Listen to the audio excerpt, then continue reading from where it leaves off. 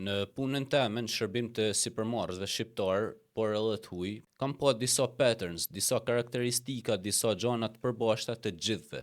Sigurisht të gjithë janë unik, të gjithë kanë karakteristikat e veta origjinale dhe unike, por në analizat e mia dhe në punën time të përditshme me sipërmarrës të suksesshëm, kam pa disa gjëra të ngjashme dhe kam kuptuar që njerëzit të suksesshëm, këto janë disa gjëra që duhet mi pas të gjithë. E para është etika e punës, që do më thonë, work ethic. Nuk punojnë 1 orë, 2 orë në ditë, 4 orë në ditë, punojnë 24 orë. Unë kam pas klienta dhe kam klienta që më shkruajnë 2 natë, kam këtë idenë për marketing, kam këtë idenë për një produkt të ri. Pra janë të pandalur sepse në fundit biznesi jot është si ai fëmia jot që ti do kujdesesh për të 24/7, nuk mund të kujdesesh për të vetëm për një turn ose për 2 turne. Kjo është e para, work ethic. E dyta është dëshira për me u përmirësu.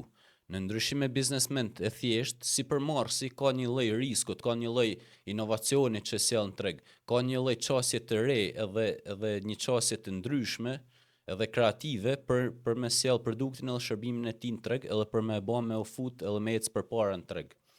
Pra është pjesa e origjinalitetit, por edhe pjesa e inovacionit edhe e rritjes edhe zhvillimit personal. Sepse në fundit, ose në fillim të fillimit, çdo suksesioni i jashtëm, çdo suksesioni material, financiar, familjar, në marrëdhënie me njerëzit e me gjithë, fillon në marrëdhënien tonë personale me vetin. Pra, nëse ne jemi mirë me veten, nëse ne e njohim anën e mirë edhe anën e keqe të vetes, nëse ne pranojmë veten siç jemi, edhe mundohemi me përmirësue, me punu me të gjitha anët tona, sepse të gjithë njerëzit kanë anët e tyre, të errta dhe të ndritshme, po themi. Dhe detyra jone është me integru, me i bë të gjitha bashk, edhe me përdor ato më të mirat, ato që i shërbejnë fillimisht ty për me ka një person në rregull me veten, pastaj edhe në marrëdhënie me familjarët, me klientat, me shoqërinë, me njerëzit e tjerë. Një gjë tjetër që kam kuptuar është që bajnë maksimumin me asetet ose me mundësitë, me situatat ku janë. Ne e dim që Shqipëria është një vend i vogël, por në fakt ata që janë të zgjuar e kuptojnë që ky është një avantazh. Pse është një avantazh? Sepse duke qenë një vend i vogël, ti mundesh me kontaktu shumë kollaj me njerëz të cilët munden me ndihmu ty te biznesi jot, edhe ti mundesh me ndihmu ata te biznesi i tyre. Dhe kështu lindin situatat win-win, pra ku fiton secili.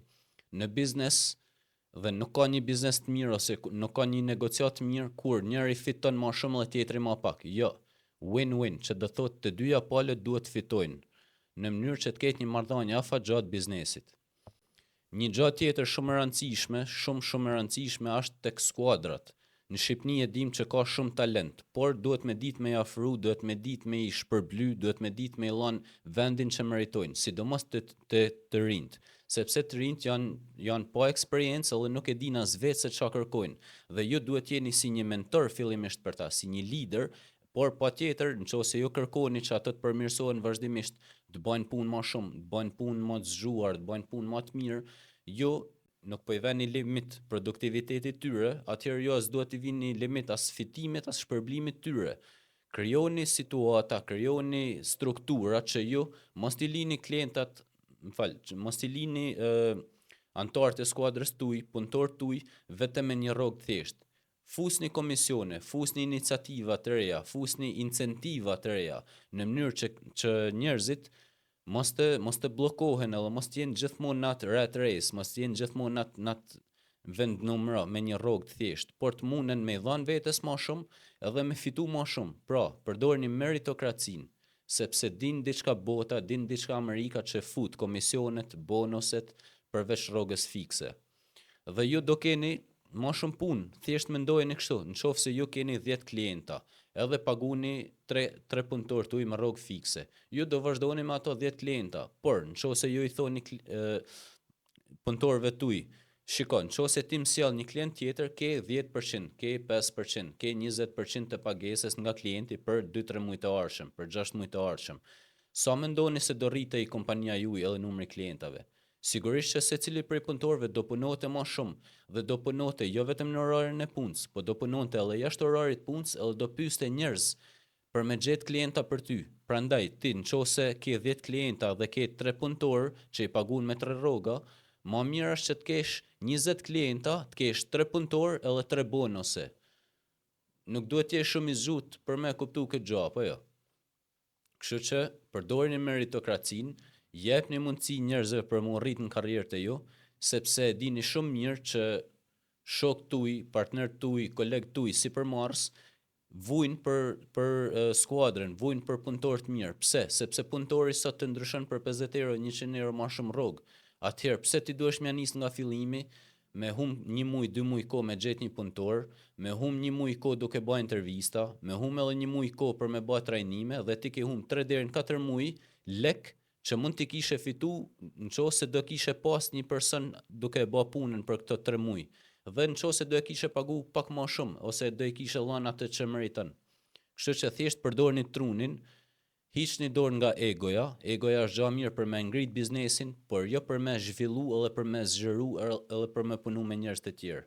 Kështu që egoja është deri dikoj mirë, por kini kujdes që mos ta marrin egoja frenat e biznesit edhe frenat tuja personale në dorë, por tjetë dëshira për më rrit, tjetë puna në grup, tjenë dëshira për me ndihmu tjerët me rrit.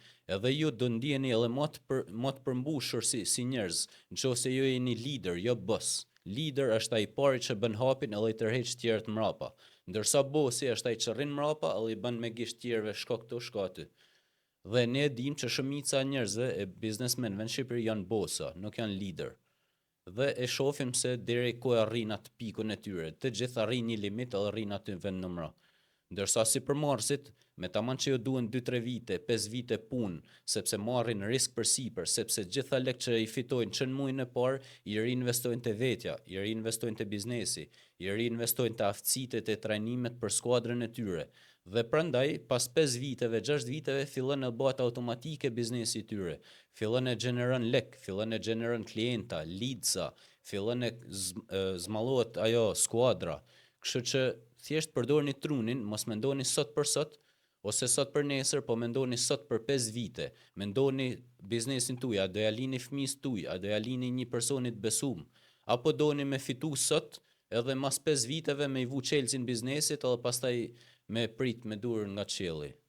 Thjesht përdorni trunin, mendoni për pak më larg se sa nesër, jo deri nesër.